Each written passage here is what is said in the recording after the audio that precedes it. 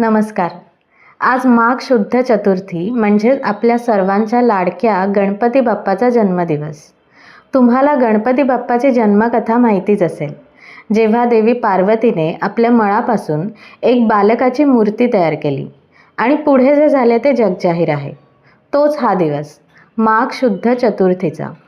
म्हणूनच आजच्या या पवित्र दिवसाला माघी गणेश जयंती असे म्हटले जाते. या दिवसाला वरद चतुर्थी असेही म्हणतात. अनेकांना प्रश्न पडतो की भाद्रपद आणि माघी गणेशोत्सवात नक्की फरक काय? तर तो मुख्य फरक असा की माघी गणेश जयंती हा बाप्पाचा जन्मदिवस आहे. या दिवशी थंडीचा काळ असल्याने बाप्पाला तिळगुळाच्या मोदकांचा नैवेद्य अर्पण केला जातो. आणि भाद्रपद गणेशोत्सव हा सण म्हणजे बाप्पाचे पृथ्वीवर होणारे आगमन आणि पाहुणचार.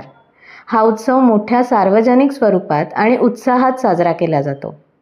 थोडक्यात सांगायचे तर माघ महिन्यात आपण बाप्पाचा जन्मदिवस साजरा करतो, तर भाद्रपद महिन्यात आपण त्याला पाहुणा म्हणून घरी बोलावतो. तुम्हा सर्वांना माघी गणेश जयंतीच्या खूप खूप शुभेच्छा. गणपती बाप्पा